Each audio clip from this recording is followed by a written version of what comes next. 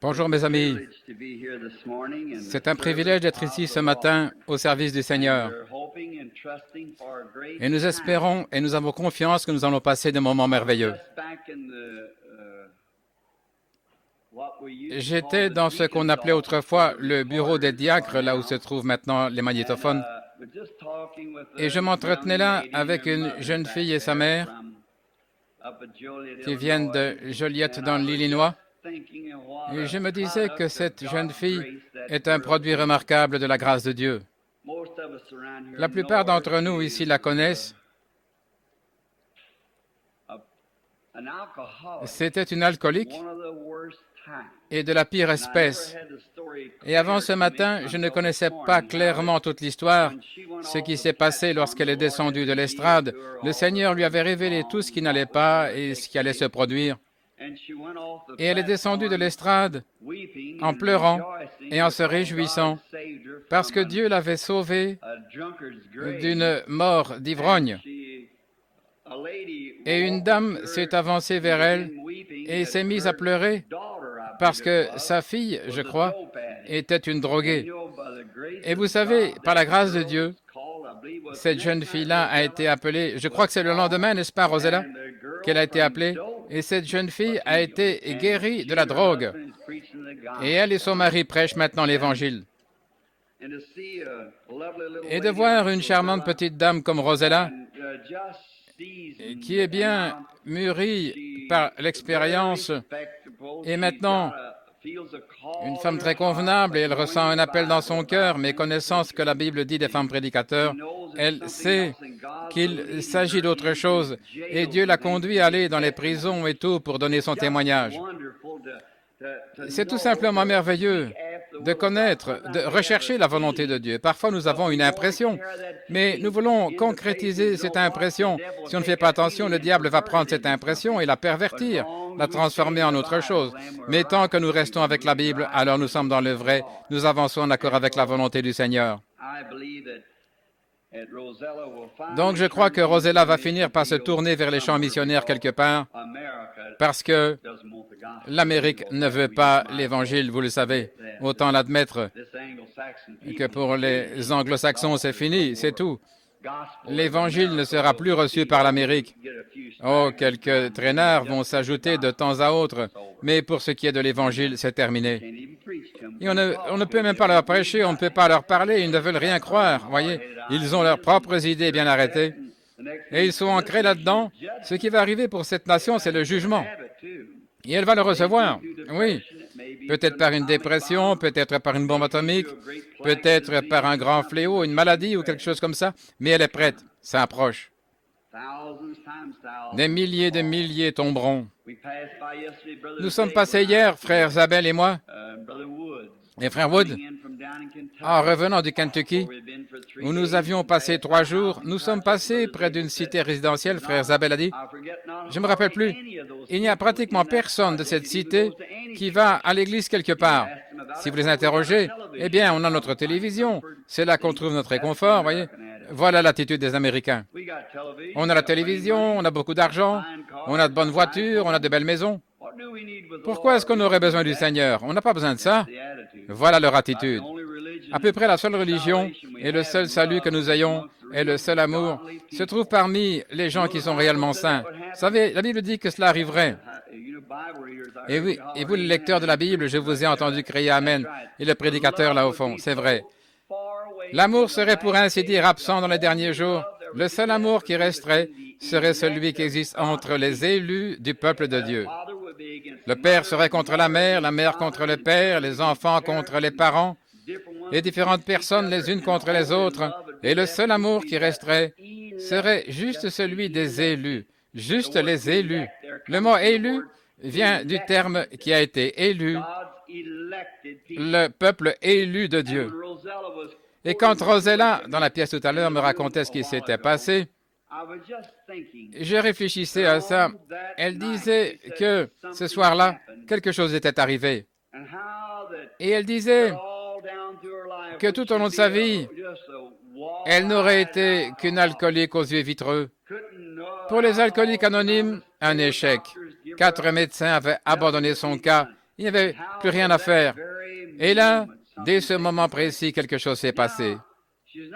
Maintenant, elle n'a plus les yeux hagards. Elle est une belle et charmante jeune femme de 33 ans, à qui on donnerait peut-être 22. De voir ce que Dieu a fait pour elle, ce qu'il a fait là, et combien son aspect a changé. Mais j'ai dit, Rosella, avant la fondation du monde, Dieu avait prévu ce moment-là. Oui, voyez-vous, c'est vrai. Et quand le brave Billy Paul, là au fond, où il se trouve en ce moment, distribuait les cartes de prière, il savait bien peu à qui il donnait une carte de prière. N'est-ce pas merveilleux, Rosella? Frère Branham, je me demande si l'Église pourrait prier afin que Dieu nous guide. Il a été si puissant. Amen. Que le Seigneur te bénisse, Rosella. Je suis sûr que nous allons le faire. Elle voudrait que l'Église prie afin que Dieu la guide pour suivre sa main immuable. Oh, c'est si bon. On m'a fait une proposition terrible ce matin.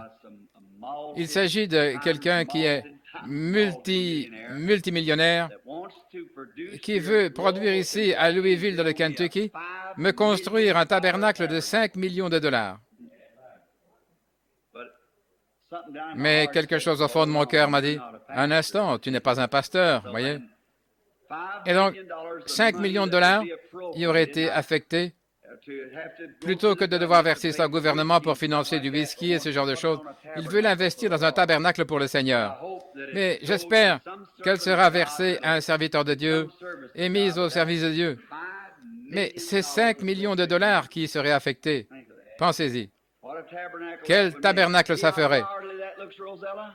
Tu vois comme tout ça semble séduisant, Rosella? Mais il y a quelque chose ici à l'intérieur qui dit autre chose. Tu vois? Quelque chose ici. Nous venons dans ce petit tabernacle, vous les nouveaux venus. Ça pourrait être un endroit prestigieux ici au coin. Vous ne réalisez pas ça, mais des gens ont voulu construire et produire ce genre de bâtiment. Mais nous l'aimons tel qu'il est. Nous l'aimons tel qu'il est. Les vieux sièges sur lesquels nous étions assis à l'époque, c'étaient les vieux sièges originaux du tabernacle. Ils ont traversé l'inondation et ont flotté sur l'eau. Ma Bible était ouverte comme ça sur la chair. Elle est venue se plaquer contre le plafond et elle est redescendue avec la parole qui était là. Moi, l'Éternel, je l'ai plantée, je l'arroserai jour et nuit, de peur qu'on ne la ravise de ma main.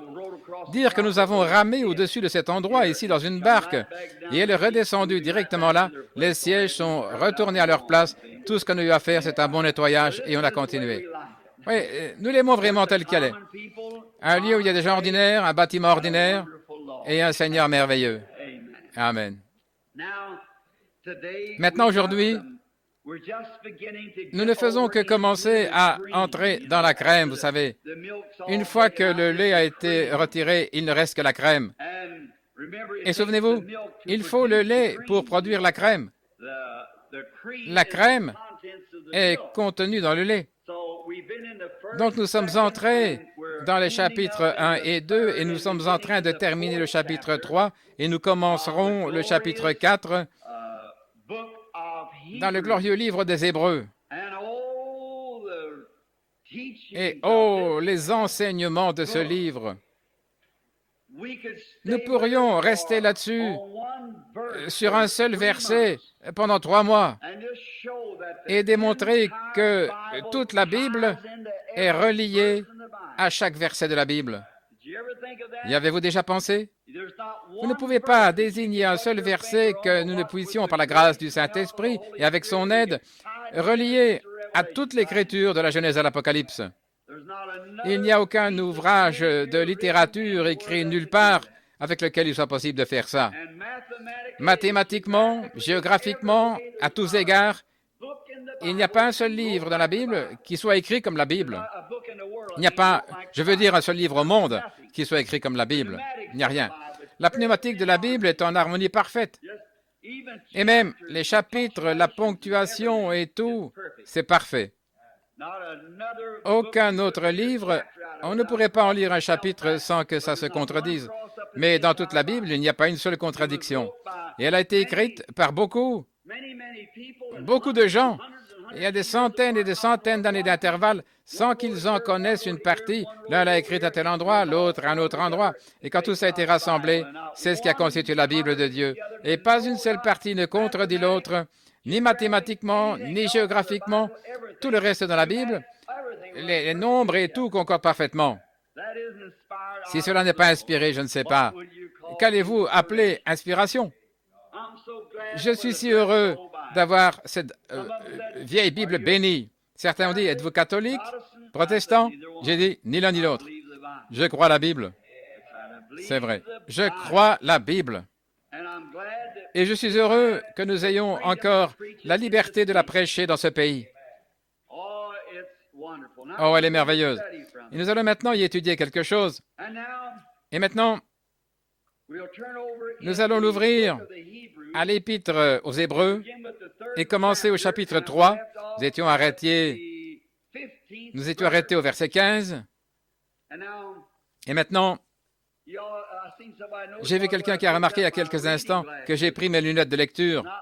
Ce n'est pas parce que j'ai de mauvais yeux, mais j'ai plus de 40 ans. Je peux lire quand c'est ici généralement, mais je peux mieux lire avec des lunettes. Et on m'a fait une paire de lunettes de lecture que je veux utiliser parce que je peux lire mieux et plus rapidement. Et c'est dans ce but que je me le suis procuré. Maintenant, d'abord, nous voulons reprendre un peu le contexte, parce qu'il y a peut-être des étrangers parmi nous qui n'ont pas suivi la première partie de l'Épître aux Hébreux. Êtes-vous Madame Cox, assise juste ici, là au bout? Je suis vraiment content de la voir. Juste avant de commencer, un témoignage de la grâce de Dieu. Voici une femme qui avait un cancer qui lui rongeait le visage. C'est la mère de Sir Wood. Et j'étais au Michigan avec Jean et Léo et les autres qui s'occupaient des enregistrements. Et sur le chemin du retour, ma femme m'a appelé, je l'ai rappelé, et elle a dit, mets-toi immédiatement en prière pour Madame Cox, la mère de Madame Wood, car un cancer est en train de lui ronger le visage. Le côté de l'œil avait été attaqué jusqu'à l'eau et là, le cancer continue à s'étendre. Un médecin avait fait quelque chose qui n'avait fait que l'aggraver, de l'étendre davantage avec un genre de médicament. On l'avait fait venir de Campbellsville, dans le Kentucky, ou d'Acton, dans le Kentucky, à Louisville, pour un traitement. Donc, Madame Wood, c'était vraiment la première fois que je la voyais bouleversée. Bien sûr, il s'agit de sa maman, alors il est normal qu'elle se sente déchirée. Je suis allé dans la chambre et j'ai prié pour elle avec confiance, car Dieu a dit qu'il exaucerait les prières. Et quelques jours plus tard, elle était sortie. Et la voilà maintenant assise là. Ce qu'il a fait pour elle, une grâce étonnante. Voudriez-vous vous lever? Je ne vais pas vous offrir un spectacle. Où se trouvait le cancer? Sur un côté du visage, là sur ce côté de son visage, jusqu'à sa pommette, et Dieu l'a guéri. N'est-il pas merveilleux? Combien étaient ici dimanche passé pour voir ce que le Seigneur a fait par suite d'une vision? Un homme, à la fois infirme et aveugle, assis ici même dans un fauteuil roulant. Et ça m'a fait mal quand l'homme âgé qui est assis ici a dit, Frère Branham, je crois que c'était ce frère ici. Il a dit, faites la même chose pour ma femme, sa femme ici est infirme. Mon cœur a fondu. Et je donnerais tout au monde si je pouvais. Mais ce n'est pas en mon pouvoir. Par contre, c'est en mon pouvoir et en votre pouvoir de prier pour que Dieu le fasse. Sa femme est infirme, paralysée d'une main, paralysée d'un pied, semble-t-il. Et cet homme était bien plus mal en point qu'elle, parce qu'elle peut se lever, elle peut marcher un peu. Mais cet homme ne pouvait même pas faire ça. Le cerveau, le nerf principal de l'équilibre, était détruit. Chez Mayo, chez beaucoup d'autres, on avait abandonné son cas. C'est un catholique qui l'avait envoyé ici, un médecin catholique. Et son garçon est prêtre à Saint Meinrad, là-bas à Jasper, dans l'Indiana. Cela pose une fondation pour les réunions de réveil que nous aurons prochainement. Et quand il s'est levé, il a dit, « Mais je ne peux pas. » Il a regardé, il a dit, « Oui, je peux. » Il pensait qu'il ne pouvait pas voir, vous savez. Il a levé les yeux et comme il relevait la tête, voilà qu'il pouvait marcher et voir. Il a marché dans cette allée tout seul. Et ils étaient presbytériens. Lui était orthodoxe. Vous pensez qu'il n'y a que les pentecôtistes ou les gens de la sainteté qui peuvent pousser des cris de joie? Vous vous trompez. Eux, pour sûr, qu'ils en poussent des cris de joie quand ils voient arriver quelque chose comme ça. Ils s'étreignaient, ils poussaient des cris de joie. Il s'en est allé en marchant et en descendant les marches et en poussant son fauteuil roulant. Il marchait alors que le nerf de l'équilibre ne répondait plus. Pensez-y. Il marchait comme vous et moi. Oh, il est merveilleux. Donc, Paul a écrit l'Épître aux Hébreux. Et dans cet écrit aux Hébreux, et avant qu'il écrive ses livres, nous avons vu. Maintenant, ceci est une classe d'école du dimanche et je vais essayer de veiller à ne pas prendre trop de temps. Nous aurons aussi les services, nous continuerons ce soir si le Seigneur le veut. Maintenant, dans l'Épître aux Hébreux et dans les autres épîtres de Paul, qui était Paul? C'était un Hébreu loyal, ferme, un érudit et un grand docteur de l'Ancien Testament. Il avait été instruit par l'un des hommes les plus doués de son époque.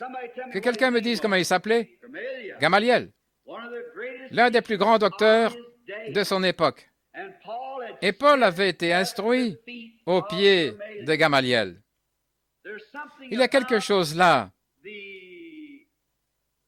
L'endroit que vous fréquentez, l'église que vous fréquentez et le docteur qui vous enseigne. Le saviez-vous? Ça a de l'importance. C'est pourquoi on devrait chercher le meilleur qu'on puisse trouver afin de recevoir ce qu'il y a de mieux, non pas en raison du côté social et tout, mais du véritable enseignement biblique. Regardez, une fois, là, Israël était parti dans le désert avec ses armées. Ils avaient fait une marche de 7 jours et ils ont manqué d'eau, ils étaient sur le point de périr. Ils ont dit, « Oh, s'il y avait un prophète à proximité! » Et l'un a dit, « Nous avons ici Élisée.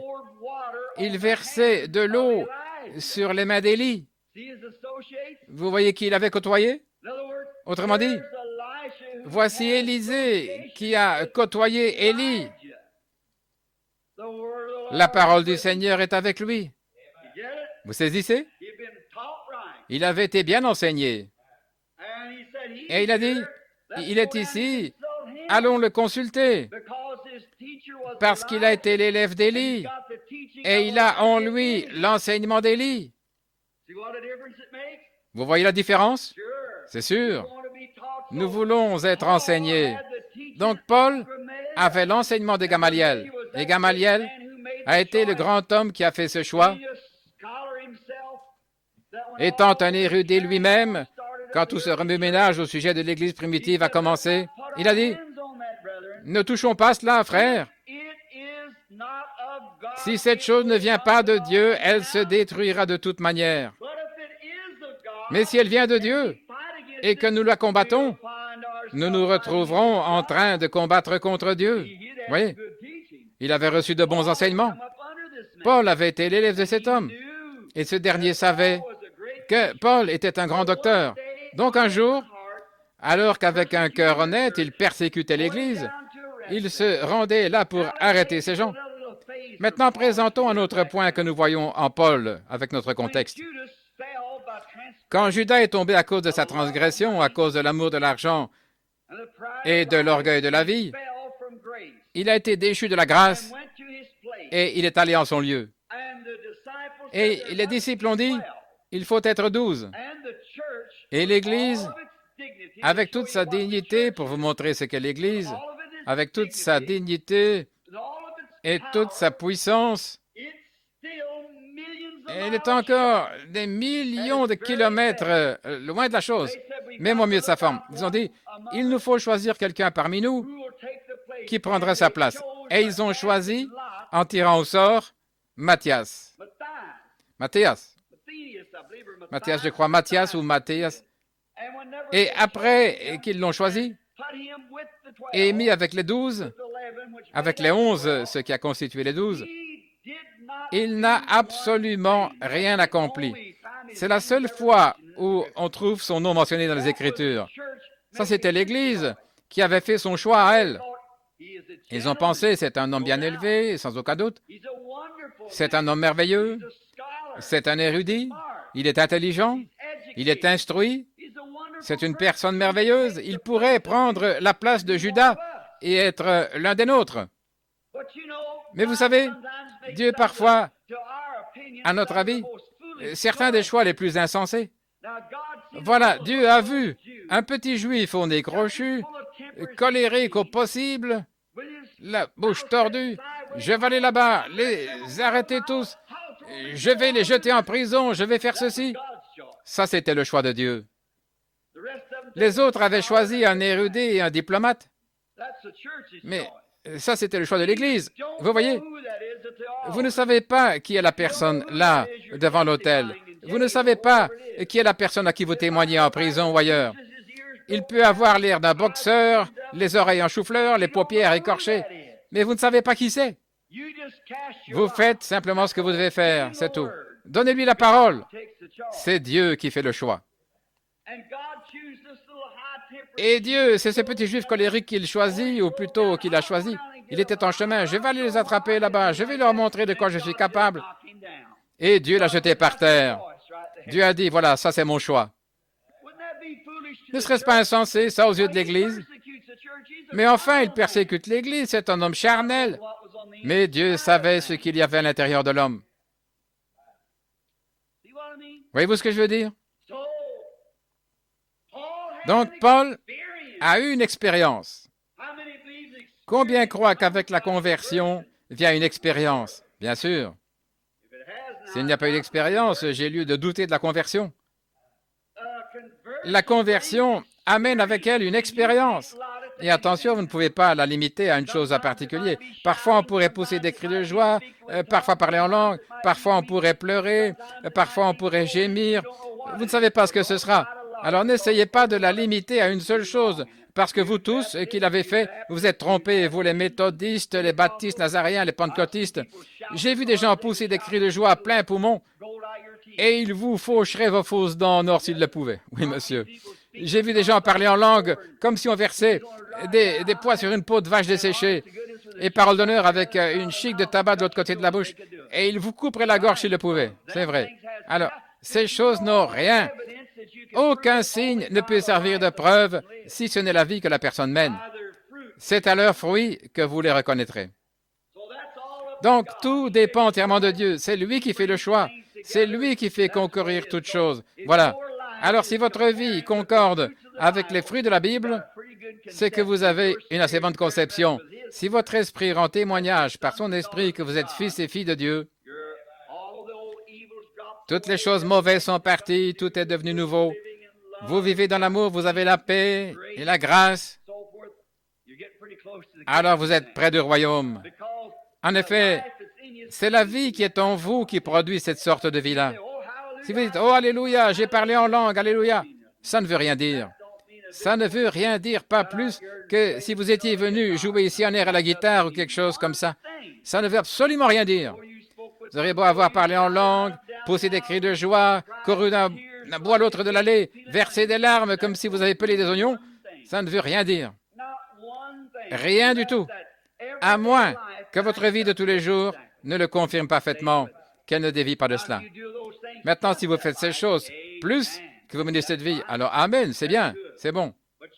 Mais vous pouvez faire ces choses sans avoir cette vie. Et donc, ni pousser des cris de joie, ni aucune de ces choses ne sont une preuve. Jésus a dit, c'est à leurs fruits que vous les reconnaîtrez. Et le fruit de l'esprit, ce n'est pas le parler en langue, ce n'est pas le fruit de l'esprit. Pousser des cris n'est pas le fruit de l'esprit. Pleurer n'est pas le fruit de l'esprit. Mais l'amour, la joie, la paix, la patience, la bienveillance, la bonté, la foi, la douceur, la tempérance, voilà les fruits de l'esprit. Voilà ce que sont les fruits de l'esprit. Très bien. La raison pour laquelle nous avons ces choses, c'est que les gens aiment former des organisations, vous voyez. Oh, Dieu soit béni. Tous ceux qui croient comme nous irons dans cette direction. Mais Dieu, lui, il veut que tous aillent dans cette direction-ci, directement vers le haut. Paul, après avoir eu cette expérience, Il se disait que c'était une expérience merveilleuse. Maintenant, rappelons-nous un peu cette expérience. Paul était en route vers Damas pour arrêter des gens là-bas parce que l'Évangile s'était répandu jusque-là. Évangile signifie la bonne nouvelle.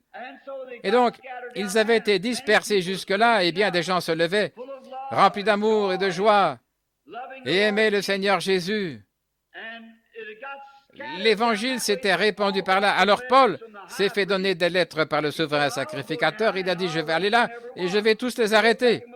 Il a pris avec lui une petite troupe de gardes, des gardes du temple, des soldats, et il s'est mis en route. Pendant qu'ils étaient en marche sur la route, lui qui savait tout ce qui allait se passer, tout à coup, il s'est passé quelque chose. Tout à coup, une grande lumière est apparue devant lui. Une grande lumière. Elle brillait comme le soleil. Voilà un événement étrange. La lumière a brillé si fort qu'il en a presque perdu la vue. Et il est tombé par terre. Et alors qu'il était étendu par terre, il a levé les yeux. Il y avait probablement 10 ou 15 hommes avec lui. Est-ce que l'un de ces hommes a vu cette lumière? Non. Paul, lui, l'a vue. Elle n'était pas destinée à être vue par ces hommes. Donc, certaines personnes peuvent voir des choses que d'autres ne voient pas. Voyez? Alors, Paul a vu cette lumière à tel point qu'elle l'a même aveuglé. Il a été privé de la vue pendant plusieurs jours. C'est une telle réalité pour lui. Il a été privé de la vue pendant plusieurs. À cause de ça, plus tard, quand il a écrit des épîtres, ses yeux le dérangeaient tellement qu'il écrivait avec de très grandes lettres. Il a dit, « Voyez avec quelles grandes lettres je vous ai écrit. » Il avait de la peine à voir. Il était en prison. Et il a demandé au Seigneur de le guérir. Et il a consulté 3 fois. Mais qu'est-ce que le Seigneur lui a dit? « Ma grâce te suffit, Paul. » Paul a dit, « Je me glorifierai donc de mes infirmités. » En effet, il a dit, « Pour que je ne sois pas enflé d'orgueil à cause de l'excellence de la révélation qui m'a été donnée. » Il m'a été donné un ange du diable, une écharde dans la chair, pour me souffleter. Il allait mieux pendant quelque temps et puis ça recommençait. Souffleter, ça veut dire coup sur coup. Comme le navire en mer, vous savez, les vagues le soufflettent, voyez-vous, coup sur coup. Et puis il allait mieux, et puis ça le reprenait. Il allait mieux, ça le reprenait. Il a dit, « Seigneur, qu'est-ce qui se passe? Tu t'éloignes. Pourquoi n'éloignes-tu pas ça de moi? » Ma grâce se suffit, Paul. Continue à avancer. Maintenant, si j'étais vraiment parfait, et que tout soit parfait, il a dit, alors à mesure que j'avancerai, je m'enflerai d'orgueil et je dirai, vous voyez, je n'ai aucun problème, le Seigneur prend soin de moi. Alors, voyez-vous, vous avez votre propre justice. Dieu doit vous donner un petit quelque chose de temps en temps pour vous adoucir un peu, en quelque sorte, voyez. Pour vous faire réaliser que c'est lui le patron. Oh, n'est-il pas merveilleux? Oui. Vraiment glorieux. Donc, Paul, après avoir eu cette grande expérience, maintenant, ça avait été quelque chose aujourd'hui, il aurait dit, « Oh, Dieu soit béni, alléluia, ah, mes amis, le Seigneur a fait quelque chose pour moi, gloire à Dieu. » Mais pas Paul. Il était un érudit de la Bible. Cette expérience doit cadrer avec la parole de Dieu. Oui. Si elle n'est pas entièrement rattachée à la Bible, d'un bout à l'autre, pas juste regarder ici et dire, « Oh oui, voici, Dieu soit béni, je l'ai reçu. » Non, non, ce n'est pas comme ça que Dieu le donne. Ça doit être la Bible entière. Toute la Bible. Les incrédules utilisent cette Bible comme terrain de discussion. Ils prennent un petit passage ici et vont ensuite prendre un autre petit passage et ils cherchent à les relier. Et ce sont 2 sujets totalement différents. Mais vous devez faire concorder l'Écriture avec l'Écriture. Comme Ésaïe a dit au chapitre 28, ça doit être ligne sur ligne, ligne sur ligne. Un peu ici, un peu là. Retenez ce qui est bon. Oui, c'est comme ça que ça doit venir. Ligne sur ligne, règle sur règle, parole sur parole, écriture sur écriture. Tout doit être compilé ensemble. Voilà pourquoi je pense que ces leçons, comme nous faisons maintenant, c'est quelque chose d'extraordinaire pour l'Église, parce qu'elles permettent de montrer que toutes les Écritures sont reliées entre elles. Et notre expérience doit s'accorder avec l'Écriture. Oh, voilà, c'est ça. Sinon, alors c'est faux. Et dire que j'ai marché pendant des années sans savoir ce qu'était cette lumière qui a jeté Paul à terre. Alors que le monde extérieur, les Écritures, les gens, les prédicateurs essaient de me dire, ça c'est du diable. Tu seras à 10 heures de bonne aventure. Tu seras un spirit. Ne touche pas à ça, Billy. Il y a quelque chose qui cloche. Ne fais surtout pas ça, mon garçon. C'est faux, c'est du diable. Eh bien, tu serais un médium, un spirit. C'est du diable. Ce n'est pas bien. Je ne voulais pas prêcher ça. Mais là, sur le chemin de Damas, Paul non plus ne voulait pas prêcher ça avant d'avoir vu si c'était vrai ou pas. Alors, il est parti en Arabie pendant 3 ans et il a étudié les Écritures. Oh, et quand il est revenu, il a dit, maintenant, essayez de m'enlever ça. Il savait qu'il lui fallait affronter les pharisiens, il lui fallait affronter les sadducéens, il lui fallait affronter le monde et le monde des païens. Ainsi, Paul, cette Bible est écrite, cette épître aux Hébreux est écrite dans ce but. Il secoue ces Hébreux. Il prend l'Ancien Testament et le montre ici dans le Nouveau Testament. Ça, c'est Dieu, dit-il. Et voici, c'est surtout les prophètes et tout. Il débute là, au commencement, au chapitre 1er, nous avons vu. Car Dieu, autrefois, il y a très longtemps, à plusieurs reprises et de plusieurs manières, il a parlé au Père par les prophètes. C'est comme ça que Dieu a porté son message, testé par le Urim Tumim. Mais en ce jour-ci, il nous a parlé dans son Fils Jésus-Christ, testé par sa Bible. Voilà, vous y voilà. Alors ces expériences dont le monde dit, oh, c'est mental, personne. Quand cet ange est apparu, cette lumière-là, à la rivière, quand j'ai prêché mon premier réveil ici au coin de la rue, et que nous avons baptisé tous ces gens, je crois, frère Fleeman, que vous étiez peut-être, je ne sais pas si vous êtes, combien étaient là lorsque la lumière est apparue là à la rivière? Les anciens? Oui? Quand elle est descendue là, au fleuve. Et les gens ont dit, ce n'était qu'une illusion d'optique. Un grand nombre d'entre nous se tenaient là à la regarder. Et voici qu'elle est descendue. Et puis, des années plus tard, Dieu a prouvé qu'elle était vraie par l'œil mécanique de la caméra. C'est vrai. Est-ce que c'est de la fiction? Est-ce quelque chose? Non, monsieur. Nous trouvons ici même dans la Bible, et nous vous le montrons, c'est le même Seigneur Jésus. Il fait la même chose. Ses actions sont les mêmes. Sa puissance est la même. Regardez dimanche passé. Étendu sur mon lit là-bas, je n'avais jamais vu cet homme de ma vie. Je suis venu et j'ai dit, il y a un homme au tabernacle et il a les cheveux gris, les cheveux noirs, il grisonne, il est aveugle, il ne peut pas marcher, il est dans un fauteuil roulant. Un homme aux cheveux noirs l'a envoyé ici. Un médecin, le docteur Ackerman, un homme aux cheveux noirs, il est catholique. Il a envoyé un homme ici. C'est ainsi dit le Seigneur. Il s'est levé et reparti en marchant. Il avait recouvré la vue. Qu'est-ce qui a fait ça? Le même ange est ici.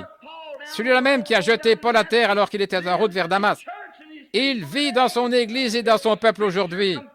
C'est l'Écriture qui concorde avec les Écritures. Ça doit être ainsi. Oh, on a des tièdes. Nous allons y venir un peu plus tard. Nous avons quelque chose de profond devant nous, si nous pouvons l'aborder aujourd'hui et ce soir. Nous commençons à entrer dans les eaux profondes. Vous savez, quand j'étais un petit garçon, il y avait un petit étang derrière la maison et j'allais là-bas. Et tous les petits-enfants se baignaient, les petits, là. Et l'eau avait peut-être cette profondeur-là. Ce n'était rien d'autre qu'une mare à cochon. Et j'avais là une caisse à savon. Je montrais que je savais plonger. Je me pinçais le nez. Et plouf, je faisais comme ça et mon petit ventre frappait la boue, vous savez. Et elle volait de tous côtés. Et je disais à mon papa que je savais nager. Il m'a emmené un jour, là, il a dit, je veux te voir nager. J'ai sauté de là, vous savez. Je me suis déshabillé dans un petit fourré de robinet. Je suis revenu en courant. J'ai sauté dans l'eau, j'ai éclaboussé. La boue volait de tous côtés. Et papa était dans le caniveau, il est resté là et il m'a dit, sors de ce trou d'eau et va prendre un bain, rentre à la maison. Voyez? C'est à peu près comme ça que certains d'entre nous nous disons chrétiens. Nous rampons dans la boue, c'est vrai. Tant que vous êtes ancré là, je suis méthodiste, pentecôtiste, je suis presbytérien, j'ai une preuve, je l'ai reçue. Vous rampez dans la boue. Un jour, j'étais avec mon oncle, je lui répétais constamment. Il avait peut-être 15 ou 16 ans. Nous étions à la rivière, je disais, « Oncle, l'arc, je sais nager. » J'étais assis à l'arrière du bateau, vous savez, et je me sentais bien en sécurité. Il a simplement pris la rame et m'a poussé dans l'eau. 3 mètres d'eau, c'était différent, là. Des éclaboussements et des cris comme vous n'en avez jamais entendu de votre vie. Le jour où on vous pousse par-dessus bord, vous avez intérêt à savoir où vous en êtes.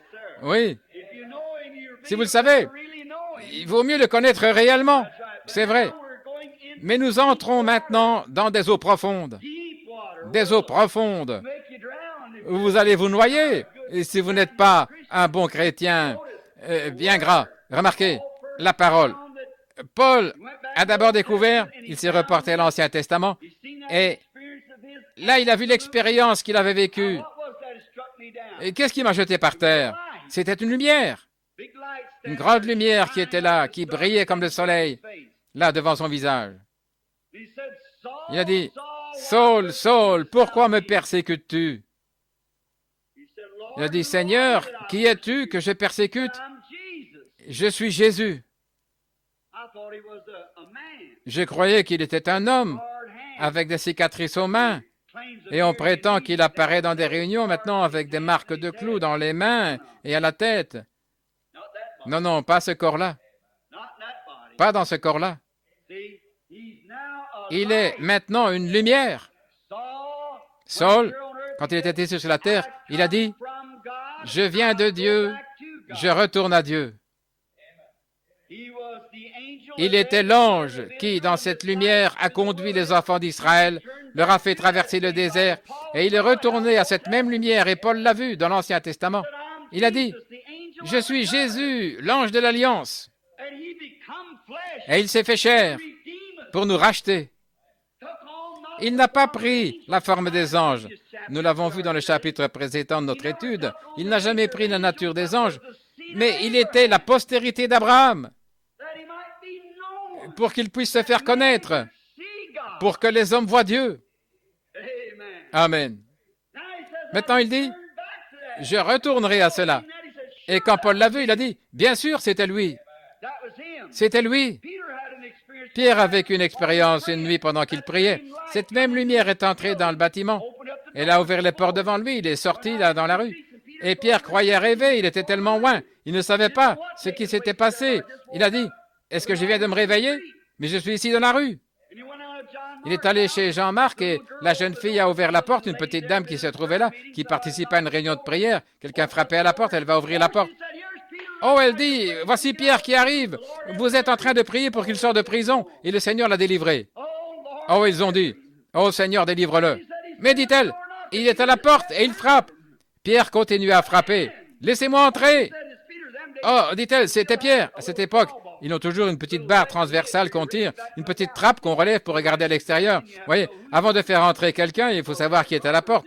Parce qu'il y avait des brigands. Si vous ouvriez la porte, ils vous tuaient. Donc, elle a dit, « C'est Pierre. » Ils ont dit, « Oh là là, il est mort, c'est son ange qui est là, vous voyez. Il est déjà dans son corps glorifié. Vous savez, cette théophanie. Vous vous rappelez, nous en avons parlé du gros diamant. Savez-vous qu'il reflétait la lumière, qu'il est retourné là? Si cette tente où nous habitons sur la terre détruite, nous en avons eu une qui nous attend déjà. Et il croyait que Pierre était mort, qu'il avait laissé son corps et qu'ils allaient devoir l'ensevelir quelques jours plus tard, qu'il était entré dans son, pas son corps glorifié, mais dans sa théophanie, le corps qui est déjà préparé. Ce corps n'aurait pas pu vous serrer la main. Ce corps n'a pas de main qui puisse serrer, mais c'est un corps qui est à l'image de l'homme. Il est venu, il frappait à la porte. Et elle a dit, non, c'est Pierre, il est là. Il a ouvert la porte, il est entré. Il était là. Pierre avait été délivré par cette lumière. Maintenant, tout comme l'Église primitive, comme Paul dans l'Église primitive, a vu cette lumière de Dieu, celle qui a brillé sur Paul, voici que la même chose est descendue. Maintenant, les gens peuvent dire quelque chose, mais ce n'est pas vrai pour autant. Mais quand Dieu prouve quelque chose, C'est par l'œuvre qui est produite qu'il le prouve, et il y a aussi l'appareil photo qui le prouve. Et ce que le Seigneur a accompli a prouvé de façon absolue et infaillible qu'il s'agit bien de Dieu. Par les Écritures, par ses actions, par l'expérience. Mais les gens refusent d'écouter.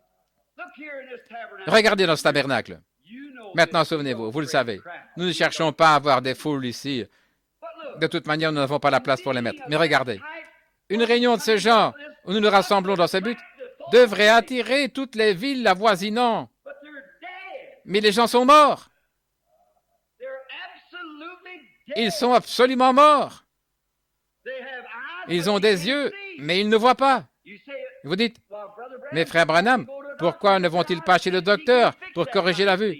Il ne peut pas corriger cette sorte de vue-là. Jésus a dit, si vous me connaissiez, vous connaîtriez aussi mon jour. Il a dit, pharisiens aveugles, vous savez discerner l'aspect des cieux, mais les signes du temps, vous ne pouvez pas les discerner. Et ça passe au-dessus de votre tête, écoutez. Regardez les signes au milieu desquels nous vivons. Il ne s'agit pas de quelque chose. Je suis moi-même qu'un homme. Je ne suis même pas ce qu'on appelle un prédicateur. Je n'ai pas d'instruction. Je ne corresponds pas à ce qu'on appelle un prédicateur. Et nous sommes des gens pauvres. Regardez dans quel bâtiment nous sommes. Regardez les cathédrales ce matin. Mais regardez où Dieu se trouve. Voilà la chose. De même, Moab se trouvait là, dans toute sa splendeur et sa beauté, tandis qu'Israël était sous des tentes. Mais où Dieu se trouvait-il? Il y avait une bande de petits exaltés là qui commettaient toutes sortes de mauvaises actions. Mais Balaam, leur évêque, a manqué de voir ce rocher frappé, ce serpent d'airain, cette colonne de feu. Ses yeux étaient aveuglés. Il ne pouvait pas le voir. Il a dit, ils ne font qu'imaginer ça. Mais il était bien là. Dieu soit béni. Il est ici. Dieu est ici. Et il fait la même chose que ce qu'il a fait dans le passé. Et il veut. Nous voyons l'Écriture concorder avec l'Écriture. Dieu ne s'est jamais représenté sous une forme grandiose sur la terre. Au contraire, il a toujours habité au milieu des gens ordinaires et humbles. Et le voici ce matin, il fait la même chose. L'Écriture confirme cela. L'appareil photo confirme cela. La raison pour laquelle je me réfère à cette photo, ce n'est pas parce que je suis dessus. Moi, je ne suis qu'un pécheur, sauvé par grâce, comme vous. Mais ce que j'essaie de dire, c'est que c'est sa présence à lui avec nous. Et c'est ça la chose essentielle. Même s'il avait fait de moi un Élisée incarné, si vous n'aviez pas la foi pour le croire, vous n'en retiriez pas aucun bienfait. Il est venu chez les siens et les siens ne l'ont pas reçu. C'est pour cette raison que dans la ville aujourd'hui, je pourrais commencer un réveil ici, dans un grand bâtiment, quelque chose comme ça. On ne pourrait jamais amener beaucoup de gens à y croire. Ils ne croiront tout simplement pas, ils ne le peuvent pas. Leur jour est passé. Cette même leçon ce matin, en Afrique, produirait probablement 10 000 âmes pour Christ. Alors qu'ici ce matin, il y aura peut-être un pécheur présent ou quelque chose comme ça, un rétrograde. On a déjà ratissé tous les coins et recoins pour atteindre la plupart. Et c'est tout. Mais ce que nous voulons dire, c'est que l'Écriture concorde avec l'Écriture, quelle que soit la grandeur de l'expérience. Si elle ne concorde pas avec l'Écriture, elle est fausse. Le rim tumim. Peu importe que ce soit un bon prophète, s'il parlait et que la lumière ne brillait pas sur le rim tumim, c'était faux. Bien que le songe ait semblé excellent, si le rim tumim ne s'illuminait pas, c'était faux. Quand ce sacerdoce a pris fin, Dieu a élevé sa Bible. Paul a dit, si un ange du ciel venait, Galates 1:8, et annonçait un autre évangile que celui que je vous ai déjà prêché, qu'il soit anathème, maudit. L'ange du ciel a dit à Jean, le révélateur, et c'était Dieu lui-même, moi, Jésus, j'ai envoyé mon ange pour confirmer ou pour montrer ces choses. Il a dit, si quelqu'un y ajoute un mot ou en retranche un mot, celui-là sera lui-même retranché du livre de vie. Voilà, c'est ça, la Bible. Par conséquent, ces expériences et ces choses qui se produisent parmi nous, si elles n'étaient pas confirmées par la parole de Dieu, elles seraient fausses. Peu m'importe ce qui arriverait, elles seraient fausses. Donc, elles sont bien conformes aux Écritures, tout à fait la vérité. Oh, je suis si heureux d'être membre du glorieux corps de Christ. Bon, allons-y maintenant. Nous en arrivons à la leçon. Nous nous étions arrêtés à l'endroit où il a dit, puisque nous sommes environnés, pardon, ce que je citais là, c'est le chapitre 12. Je l'ai lu, mais je ne l'ai pas étudié. Frère Norman loge chez moi là-bas et il sait que je viens d'arriver hier à la maison. Et les frères le savent aussi. Le seul moment où j'ai pu lire l'Écriture, c'est quand j'étais assis ici il y a quelques minutes. C'est vrai. Je ne l'étudie pas. J'attends simplement que le Saint-Esprit donne cela comme lui le veut. Il sait où se trouve la personne qui doit recevoir cela. Donc, si j'ai déjà préparé dans ma tête ce que je vais dire, alors ça ne va pas. Par contre, si je le laisse lui le faire, alors il mettra tout ça bien correctement en place. Ne vous inquiétez pas de ce que vous direz, car ce n'est pas vous qui parlerez, c'est votre Père qui demeure en vous, c'est lui qui parlera. Au dernier chapitre, au chapitre précédent, voici ce que nous avons entendu. Comment échapperons-nous si nous négligeons un si grand salut, qui nous a d'abord été prêché par le Seigneur Jésus, par lui de même que par ceux qui l'ont entendu, les mêmes choses que Jésus a faites pour montrer, ce sont les mêmes choses qui se produisent ici, le même ange de Dieu, les mêmes œuvres, la même preuve, la même chose en tout point, tout au long, le même évangile qui concorde avec la parole. Si c'est ce qui a été enseigné par le Seigneur et confirmé ensuite par ses disciples que nous avons entendus, Paul étant du nombre, comment échapperons-nous si nous négligeons un si grand salut? Maintenant, Paul disait ça à son auditoire hébreu. Et maintenant, il n'avait pas de magnétophone aujourd'hui comme nous. Par contre, ils avaient des scribes qui étaient assis là, qui transcrivaient pendant que Paul prêchait. Et c'est ça ici même. Nous captons cela à l'aide de magnétophones. Et ces bandes vont dans le monde entier pour montrer que c'est la vérité. Notre religion n'est pas vaine. C'est absolument Jésus-Christ ressuscité. La même chose. Nous ne devons pas le négliger. Maintenant, il ne faut pas repartir de l'Église aujourd'hui en disant « Eh bien, je prends plaisir à aller là, j'aime les chants, et les gens qui fréquentent cette Église sont sympathiques. » Ne faites pas ça.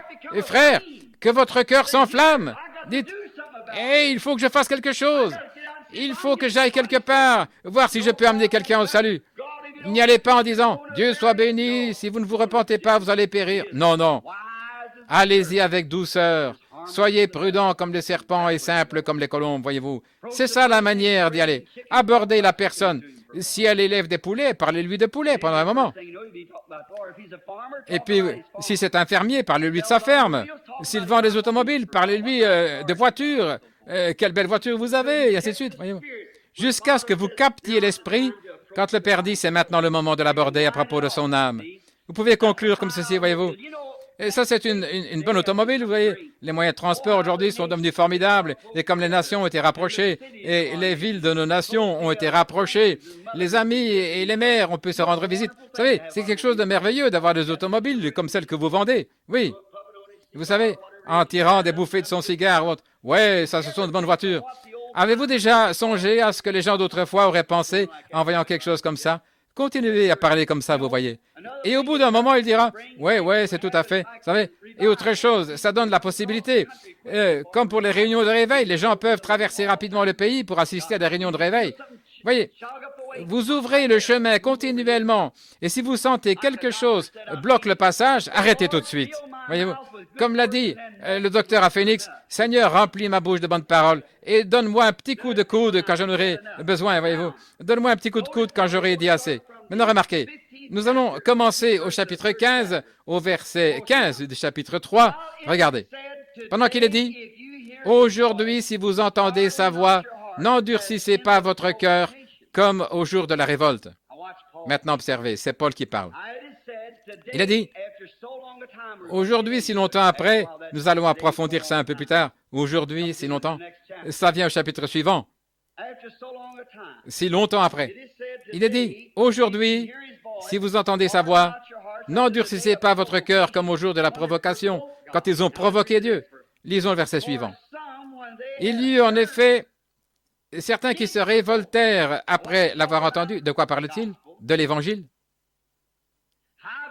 Non pas pourtant tous ceux qui étaient sortis d'Égypte sous la conduite de Moïse, et contre qui Dieu fut irrité pendant 40 ans, sinon contre ceux qui péchaient et dont les cadavres tombèrent dans le désert. Arrêtons-nous ici un instant. La provocation, la révolte, quand ils l'ont provoqué. Alors, qu'est-ce que Dieu a fait? Paul cherche à dire quelque chose. Qu'est-ce qui les a conduits hors d'Égypte? Était-ce Moïse? Non. Moïse était l'instrument de chair. Maintenant, ici, on a un contexte. On veut être redressé maintenant.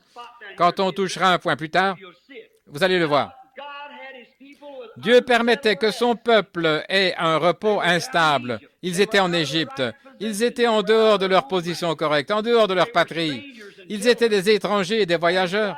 Et Dieu allait de ce lieu, là, en Égypte, les ramener dans leur patrie. Un type d'aujourd'hui. Nous sommes instables. Ici, ça ne prend pas longtemps. Des petits garçons mains potelées qui jouent aux billes, des petites filles qui jouent à la poupée. Avant longtemps, on a les cheveux gris, on est tout ridé. Il y a quelque chose qui ne va pas. Ce n'est pas notre patrie. Nous sommes au mauvais endroit. C'est pourquoi nous disons que nous sommes des pèlerins et des étrangers. Quelque chose est arrivé.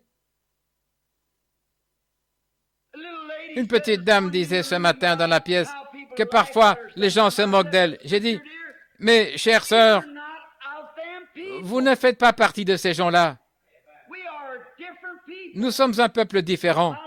Ma petite fille a dit, papa, telle fille, elles ont fait telle chose.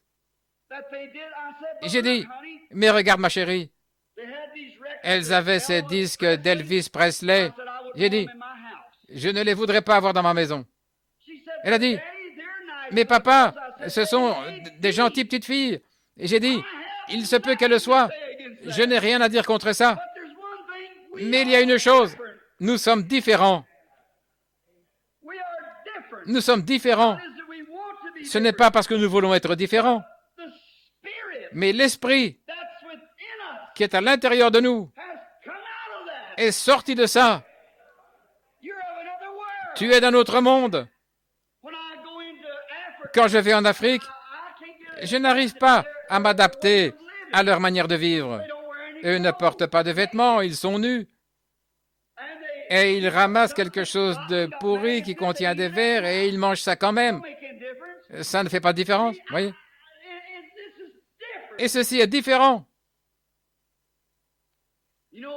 Vous savez, à un moment donné, nous étions tous comme ça.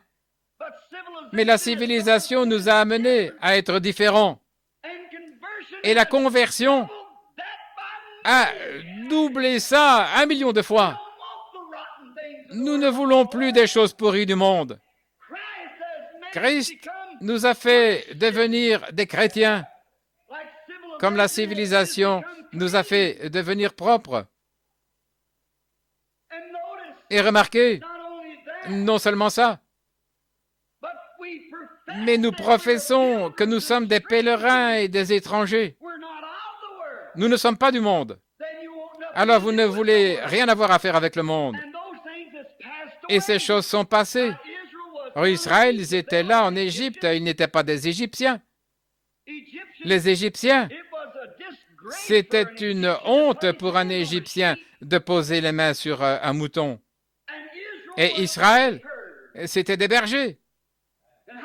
Et quel effet cela avait dû produire sur Moïse?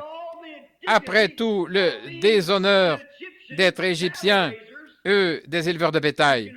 Avez-vous remarqué ce que Pharaon avait dit à Joseph et tout? C'est une abomination. Il a dit, ton peuple, ce sont des bergers. Et un Égyptien ne pouvait même pas poser les mains sur un berger. C'était un peuple différent. Et c'est ainsi avec les chrétiens aujourd'hui. Quand il est né de nouveau, c'est dégoûtant pour lui de fréquenter des endroits où les gens boivent et font des plaisanteries grossières et où les femmes sont nues et tout. Ce sont des choses dégoûtantes. Oh, béni soit le Seigneur. Nous sommes des pèlerins ici. Nous sommes des étrangers ici. L'Esprit a été converti et nous attendons une cité où les femmes ne portent pas des shorts. Nous attendons une cité où il n'y a pas de taverne à bière. Nous attendons une cité où la justice habitera. Ainsi nous sommes des pèlerins. Dieu est descendu dans une grosse boule de feu, semblable à un halo. Il est descendu dans un buisson. Il a commencé à se révéler à Moïse. Et Moïse a dit, nous avons eu la leçon l'autre soir, quand Jésus était ici sur la terre, il a dit, eh bien, avant que Moïse fût, je suis. C'était Jésus qui était dans le buisson ardent, dans la colonne de feu. C'est Jésus aujourd'hui, le même. Il s'est révélé dans une colonne de feu. Et Moïse a eu cette expérience. Il est descendu en Égypte, il a prêché l'Évangile, la bonne nouvelle, et des signes et des prodiges l'accompagnaient. Vous saisissez? C'est la même chose aujourd'hui. Pas seulement ça, mais quand ces Hébreux sont sortis, qu'ils marchaient dans la lumière, ils étaient conduits par cette même colonne de feu. Et la Bible dit, ne tentez pas Dieu. Regardez ici, laissez-moi vous le lire. Pendant qu'il est dit, aujourd'hui, si vous entendez sa voix, n'endurcissez pas votre cœur, sa voix qui parle à votre cœur, comme lors de la provocation, quand ils l'ont provoqué. En effet, ceux qui avaient entendu la parole se sont révoltés. Combien savent que les Israélites ont provoqué Dieu par leur incrédulité? Dieu était descendu là-bas, et puis ils ont eu des ennuis. Cette colonne de feu était là, au-dessus d'eux. Je ne sais pas si tous la voyaient ou pas. Du moins, Moïse la voyait. Elles étaient au-dessus d'eux, il la regardait. Et quand ils sont allés, disons qu'ils ne la voyaient pas. Je ne sais pas s'ils la voyaient ou pas. Elle allait devant eux. La Bible dit qu'elle était là. Il a dit, l'étoile allait devant les mages. Personne ne l'a vue, sauf les mages. Elle est passée au-dessus de tous les observatoires. Ils mesuraient le temps par les étoiles. Personne ne l'a vue, sauf les mages. C'était eux qui étaient prédestinés à la voir. C'est hommage que l'étoile avait été envoyée. Et la colonne de feu avait été envoyée à Moïse. Et Moïse avait été envoyé aux enfants d'Israël. Ils étaient censés suivre Moïse. Ils pouvaient voir Moïse et Moïse voyait la lumière. Et voilà, ils sont partis. Ils se sont mis en route. Et en sortant, ils sont arrivés à la mer Rouge. Ils avaient vu tous ces signes, les miracles et les choses qui s'étaient produites pendant qu'ils étaient encore dans le pays d'Égypte. Quand ils sont arrivés là, pendant leur voyage, alors qu'ils venaient de se convertir et de sortir, et tout de suite, ils ont eu des ennuis. Dieu aime vous mener vers des ennuis. Il aime faire surgir des ennuis sur votre sentier pour voir ce que vous allez faire. Il a élevé un obstacle par la mer Rouge, ça les a conduits tout droit dans ce lieu. Et puis il a envoyé Pharaon à leur poursuite. Oui, comment Dieu aime faire les choses. Il aime démontrer sa puissance et son amour. Il est Dieu. Et il aime vraiment vous montrer qui il est. Amen. Le problème aujourd'hui, c'est que les gens disent, « Oh, ces jours-là sont passés. » Non, comment Dieu peut-il démontrer ce qu'il est alors qu'on vous enseigne de telles choses? Mais Dieu aime se manifester. Voici les enfants d'Israël en train de marcher dans la lumière. Moïse marche devant eux. Les voilà. Voici le chemin. Dieu appelle, nous sortons, nous allons vers le pays promis. Oh, alléluia, ils étaient tous là, pousser des cris de joie, sauter, avoir du bon temps. Et tout à coup, ils regardent en arrière, ils disent, « Oh, c'est quoi cette poussière ?» L'un d'eux a grimpé sur une colline, il a dit, « Oh, malheur, malheur, c'est l'armée de Pharaon. » Et Dieu a dit, « De quoi avez-vous peur? N'avez-vous pas cru à ce que j'ai fait là-bas? Qu'est-ce qui vous inquiète tant? Pourquoi m'irritez-vous? Quand ils sont arrivés là, Moïse est allé intercéder auprès de Dieu. Dieu a simplement ouvert la mer Rouge et ils ont traversé. Il a englouti l'ennemi. C'est comme ça que Dieu fait. N'ayez pas peur. Ne vous affolez pas. Ne soyez pas tout agités. Vous provoquez Dieu. Alors qu'est-ce qu'il a fait? On pourrait penser, eh bien, on a une grande réunion, Dieu soit béni, on l'a surmonté, on n'en aura plus. On est en route vers le pays promis. Et il les a conduits dans le désert où il n'y a pas d'eau. Pouvez-vous imaginer ça? Dieu, avec son peuple sanctifié, son peuple saint, il les a conduits dans ce piège-là. Puis il les a sortis de ce piège pour les conduire directement ici, là où il n'y a pas d'eau, alors qu'il aurait pu les mener par un chemin où il y avait de l'eau. Il aurait pu faire une rivière longeant leur chemin d'un bout à l'autre s'il l'avait voulu. Il aurait pu faire que toutes les montagnes éclatent de joie, faisant jaillir de l'eau. Mais s'il avait fait cela, ça aurait été trop facile. Oh, j'aime ça. Béni soit le nom du Seigneur. Pourquoi est-ce que Dieu a permis que ceci arrive, frère Branham? Pourquoi? C'est Dieu qui fait ça. Laissez-le faire. Continuez simplement à marcher. C'est l'affaire de Dieu. Les pas du juste sont ordonnés par le Seigneur. Oui. Et quelle différence cela fait-il? J'ai perdu tout mon argent, frère Branham. Eh bien, Dieu soit béni quand même. Oh, j'ai fait ceci, il est arrivé ceci, une tempête a emporté ma maison. Dieu soit béni quand même. L'Éternel a donné, l'Éternel a repris. Que le nom de l'Éternel soit béni. Continuez simplement à marcher. Tout est à la gloire de Dieu. Dieu sait ce qu'il fait.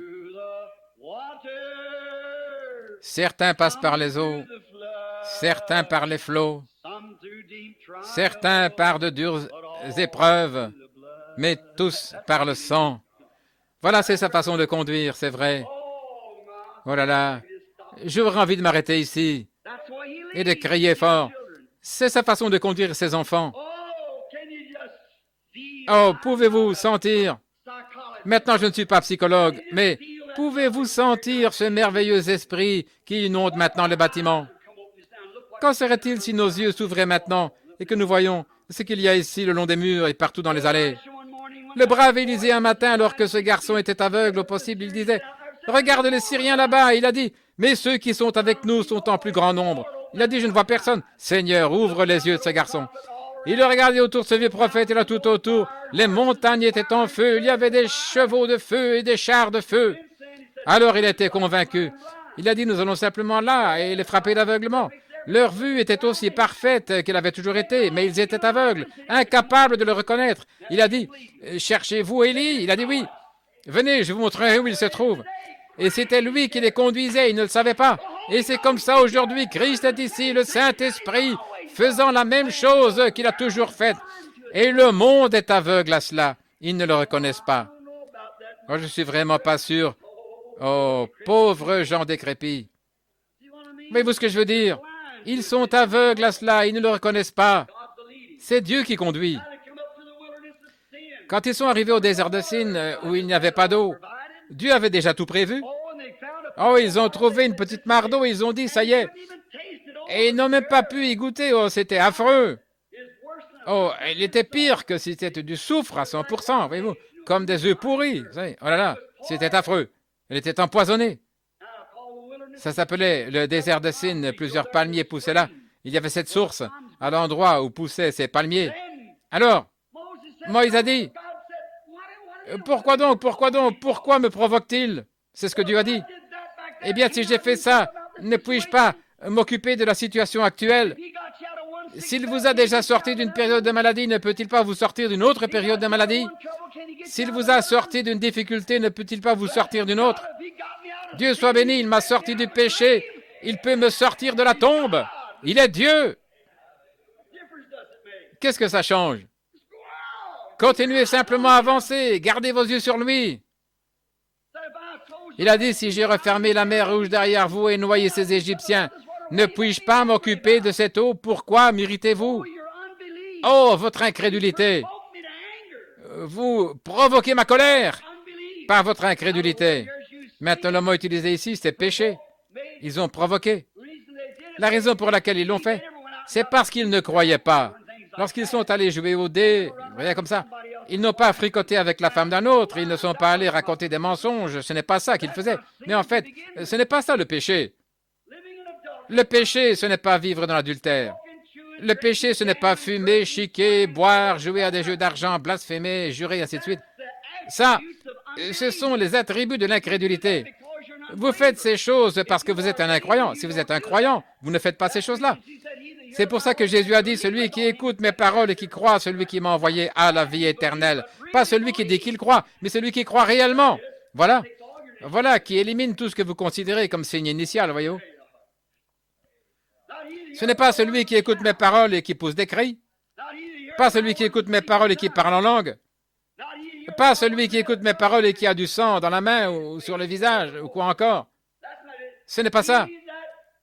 Celui qui écoute mes paroles et qui croit à celui qui m'a envoyé a la vie éternelle et il ne viendra jamais en jugement, mais il est passé de la mort à la vie.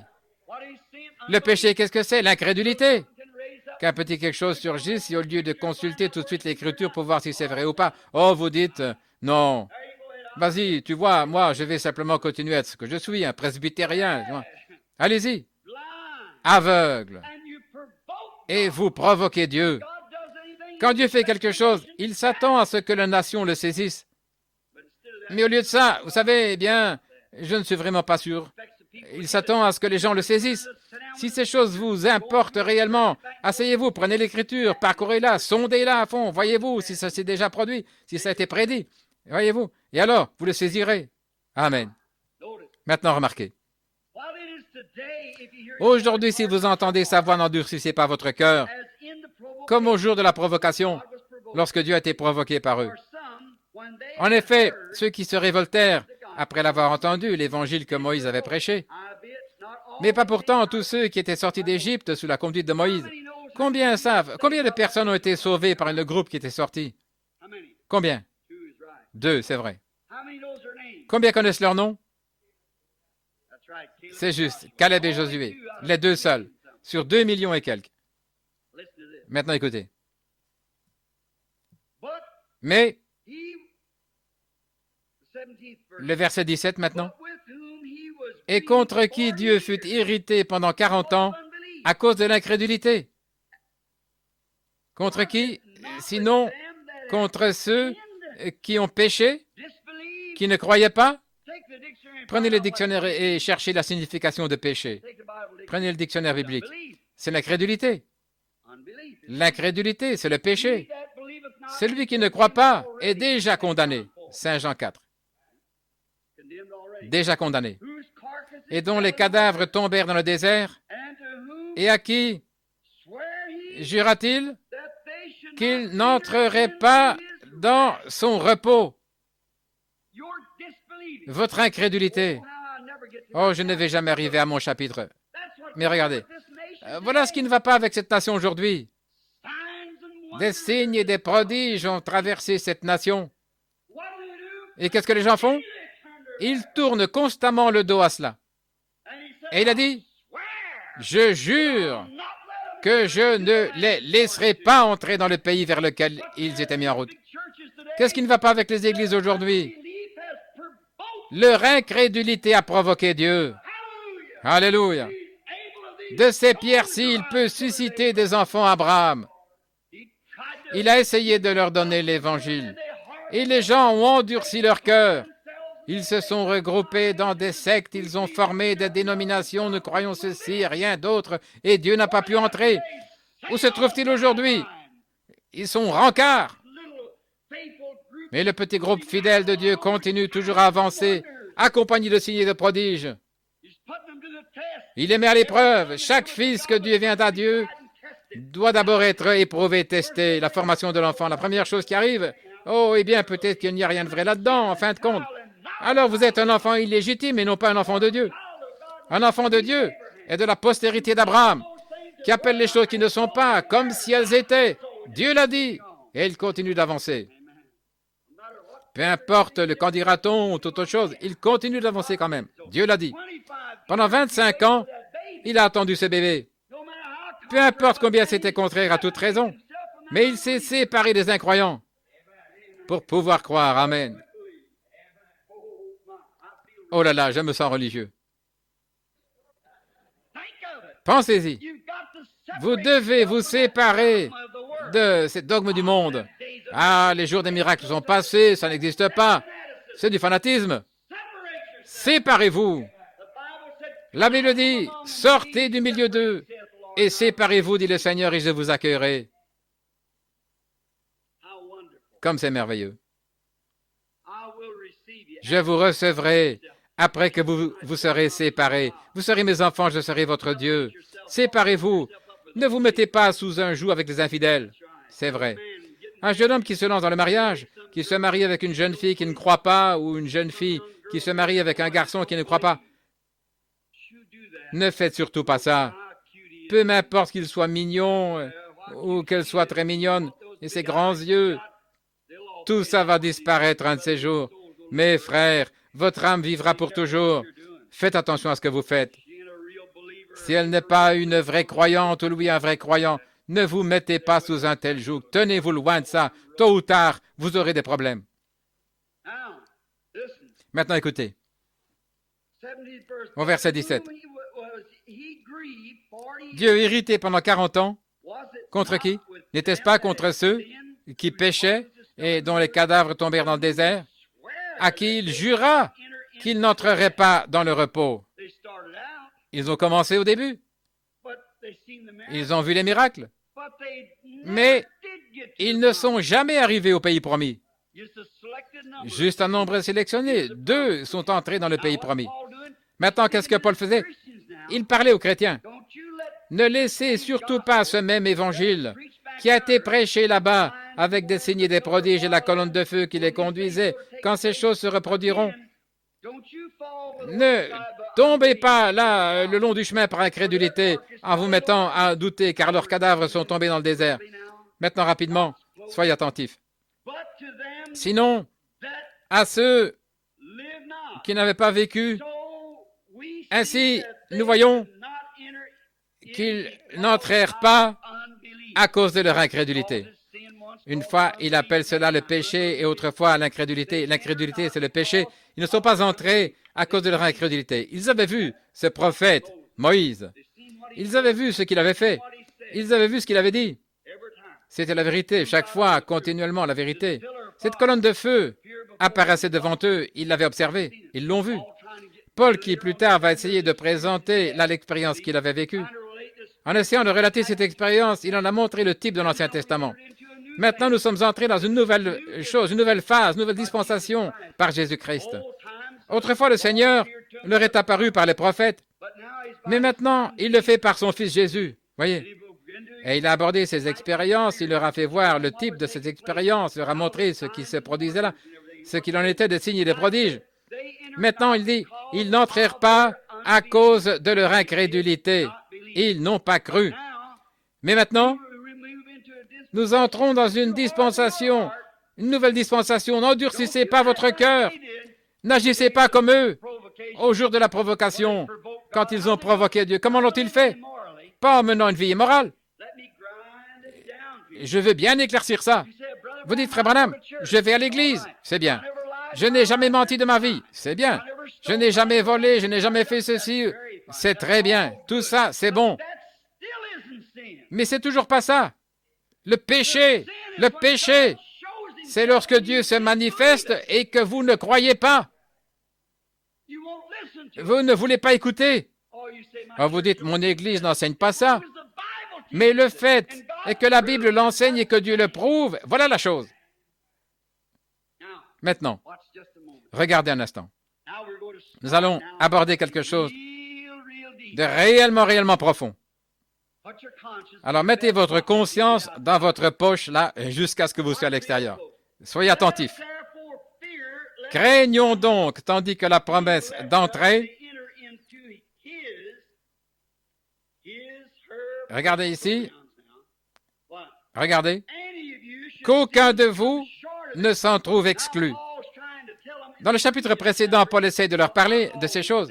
Il essaie de leur dire. Il leur dit ce que c'est. Est-ce que nous avons le temps? Peut-être que nous ferions mieux d'attendre ce soir. Il se fait tard et nous allons avoir un service de prière. Peut-être que nous ferions mieux de reprendre ça ce soir. Parce que c'est vraiment rempli de vitamines spirituelles. J'ai beaucoup de choses à faire et je suis occupé cet après-midi. Craignons donc, tandis que la promesse. Or, eux, là-bas en Égypte, est-ce qu'ils avaient une promesse quant au pays promis? Et quand Dieu est descendu pour faire cette promesse une réalité, eh bien, Dieu l'avait dit à Abraham des centaines et des centaines d'années auparavant qu'il allait le faire. C'était conforme aux Écritures. Joseph a dit, « Ne déplacez pas mes os d'ici avant votre départ pour ce pays promis. Enterrez-moi là-bas avec le reste de mes pères. » En effet, il savait que la résurrection allait se produire quand Jésus ressusciterait les morts. Voyez-vous, il savait ce que Job avait dit. Chacun de ces prophètes savait exactement ce que l'autre prophète avait dit. Ils savaient qu'ils avaient le même esprit, ils étaient vigilants. Oh, frère, ça devrait nous secouer, nous sortir de notre état de mondanité. Ils avaient les yeux non pas sur ce que les gens disaient, mais sur ce que ces prophètes avaient dit. Ils étaient vigilants. Abraham avait dit, enterrez-moi ici même, à l'endroit où Job a été enterré. Il a dit, Sarah, je vais acheter un terrain, nous serons enterrés ici même. Isaac était prophète comme son papa. Il a dit, écoutez, ne m'enterrez pas ici, pas là en Égypte, mais ramenez-moi dans le pays promis. Jacob est mort là-bas hors du pays promis. Et il a dit à son fils, il était prophète, il a dit, tu sais, une nuit, l'ange m'a touché au côté, et depuis, je boite, viens mettre ta main. Oh, miséricorde. Mon fils prophète, je suis âgé, je suis aveugle. Mais mets ta main sainte, puisque tu es toi-même prophète, pose-la à l'endroit où l'ange a mis sa main, et jure par le Dieu du ciel que tu ne m'enterreras pas ici. Béni soit. Voyez-vous la révélation spirituelle de la parole? Mais la moitié des gens, presque 90%, ne savaient pas de quoi il parlait. Mais lui savait. Mets tes mains de prophète ici, à l'endroit où l'ange a posé sa main. Autrefois, j'étais un grand homme costaud, mais il m'a touché et depuis, je suis un boiteux. Mais je suis un prince depuis que je boite. Depuis que j'ai changé ma manière de marcher, je suis un prince. Oui, mets ta main ici. Jure par le Dieu du ciel que tu ne m'enterreras pas ici. Pourquoi? Personne ne savait de quoi il parlait. Joseph, lui, le savait. Il a dit, emportez-moi là-bas et enterrez-moi dans ce pays promis. C'était là. Certainement. Quand Joseph est mort des années plus tard, il a dit, ne m'enterrez surtout pas ici. Mais regardez mes os quand vous passerez à côté, parce qu'un jour, vous allez partir d'ici. Et quand vous partirez, prenez mes os avec vous. Vous y voilà. Que le monde dise ce qu'il veut et fasse ce qu'il veut. Béni soit le nom du Seigneur. Que je reste en Christ, même si on me traite de tous les noms, de fanatique ou d'exalté. Un jour, il va venir. Et Dieu ramènera avec lui ceux qui sont en Christ quand il viendra. Tout cela est une vérité révélée spirituellement. Elle se trouve là. Et il faut une pensée spirituelle pour la saisir. Reposez-vous là-dessus toute la journée. Pensez-y. Quitte à vous, passez de dîner, réfléchissez-y. Et ce soir, nous allons aborder son repos qui subsiste encore. Et nous verrons en quoi consiste cette promesse aujourd'hui. En quoi consiste cette chose aujourd'hui? Si tu n'as pas mis ça ici dans cette Bible, qui ne le prouve pas, alors je suis un faux prophète. Quel est ce repos? Il a dit, maintenant craignons, tandis que la promesse d'entrer, tout comme ils l'ont fait. Il faut que ce soit la même promesse. Il faut que ce soit le même repos. Il faut que ce soit le même Dieu. Il faut que ce soit le même signe. Il faut que ce soit la même chose. Mais reposons-nous. Et qu'est-ce que c'est? Puisse le Seigneur nous accorder ça ce soir. Inclinons la tête, Seigneur béni. Seule l'éternité révélera les grandes choses auxquelles nous avons maintenant part ensemble. Nombreux sont ceux qui sont destinés à la condamnation, comme tu l'as dit dans l'épître de Jude, que des hommes depuis longtemps prédestinés à la condamnation allaient changer la grâce de notre Dieu en dissolution. Et aujourd'hui, nombreux sont ceux qui prêchent l'Évangile.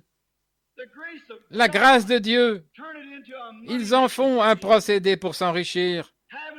En ayant une très grande église et le plus grand nombre de personnes à l'école du dimanche, prenant la grâce de Dieu, ils la changent en dissolution.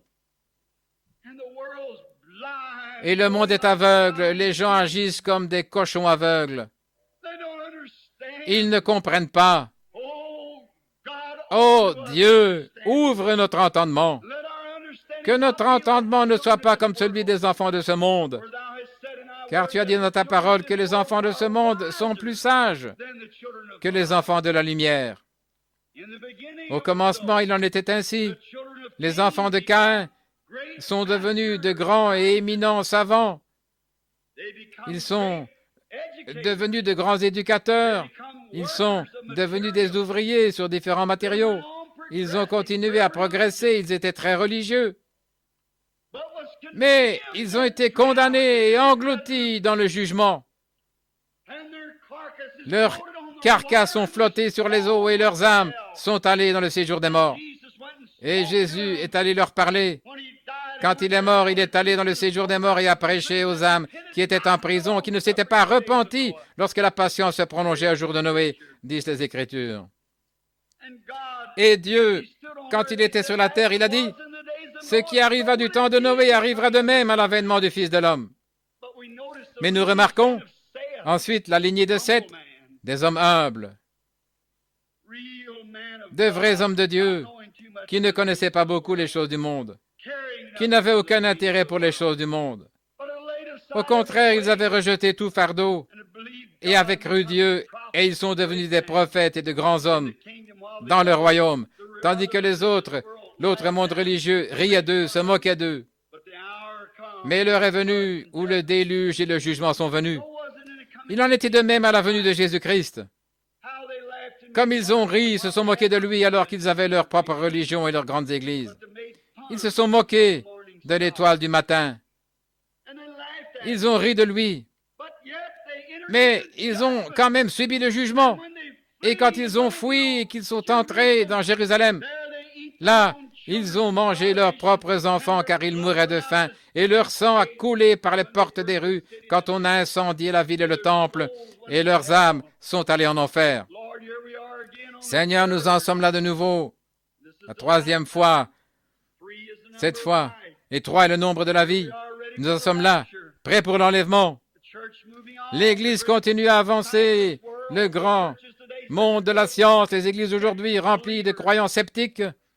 Ils sont des dizaines de milliers à voir leur nom sur le registre, oui, des millions. Et ils se moquent de l'Évangile et disent que ces gens sont sans instruction, ils ne savent pas. C'est peut-être vrai, Seigneur, mais ce qui nous manque en instruction, tu le compenses en grâce, en envoyant ton ange de lumière, en manifestant sa puissance, en confirmant ses paroles aux gens pauvres et illettrés que nous sommes. Mais nous t'aimons à cause de cela, parce que c'est la grâce de Dieu qui a tout accompli.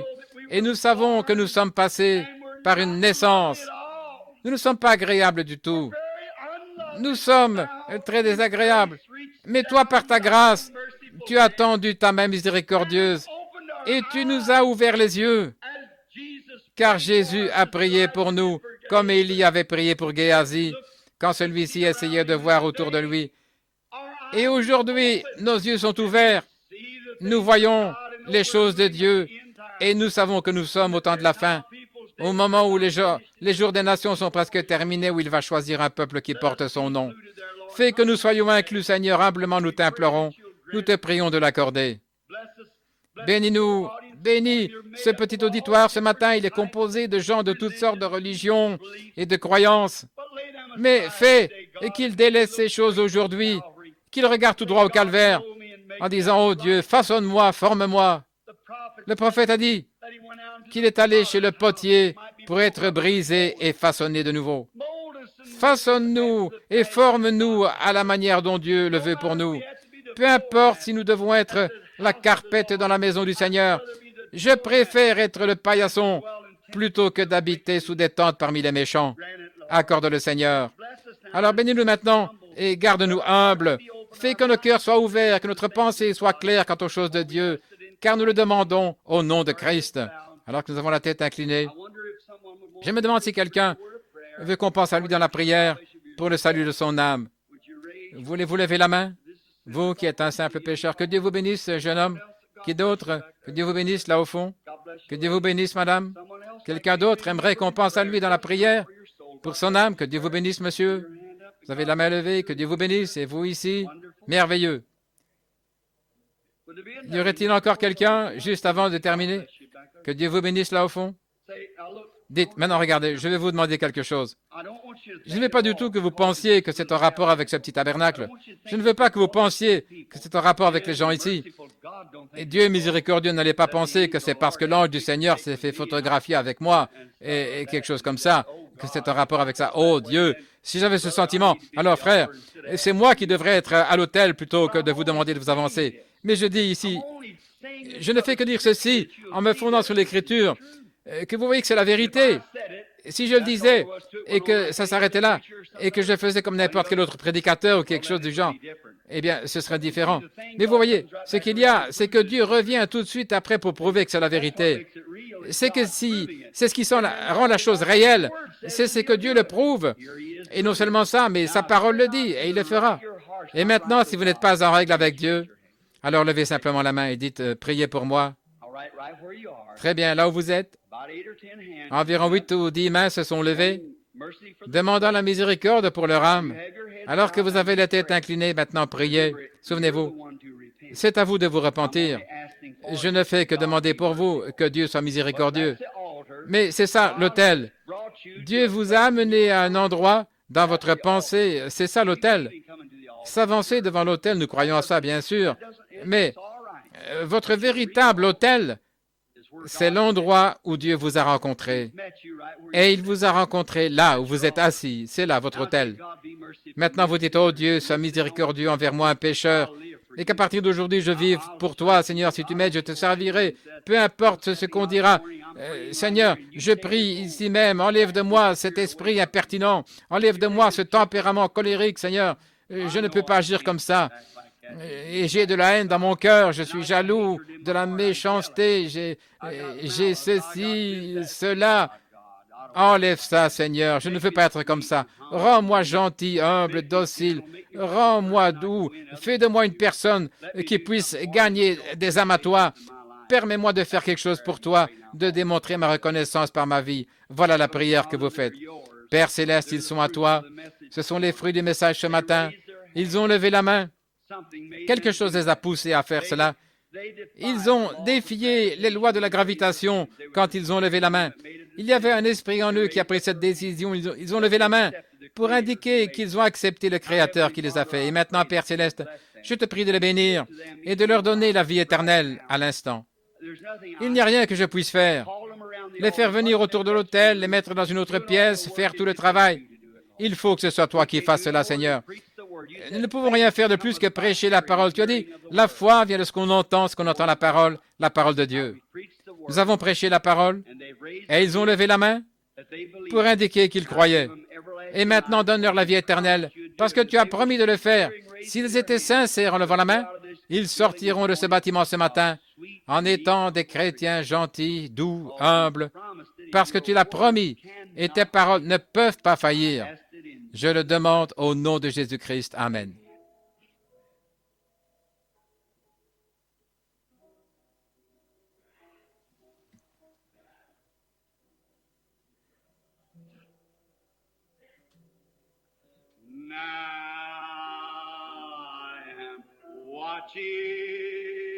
Maintenant, je veille.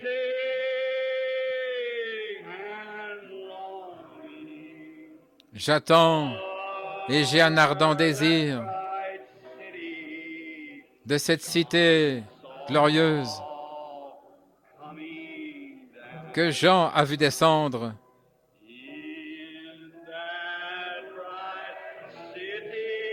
Dans cette cité radieuse, adorée maintenant.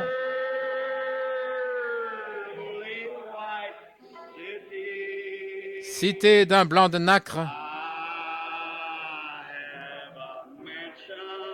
J'ai une demeure,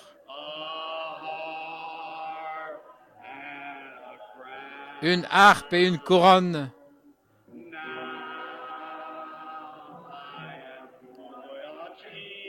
Maintenant je veille.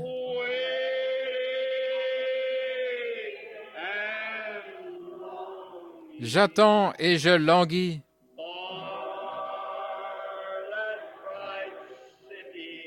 Après cette cité radieuse que Jean a vu descendre. N'est-ce pas que vous l'aimez? Le message est terminé maintenant. Ceci, c'est l'adoration. Nous ne venons pas à l'église uniquement pour entendre un message. Nous venons pour adorer. Oubliez la personne à côté de vous. Adorez-le simplement.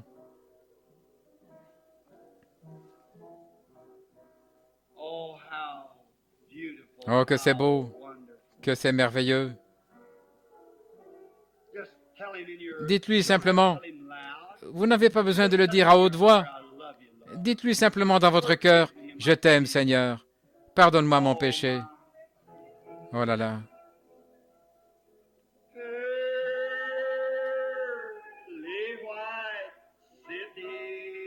Cité d'un blanc de perles.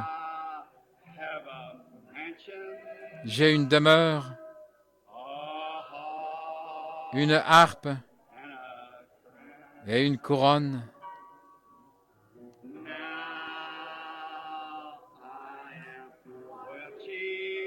Maintenant je veille. J'attends et je languis.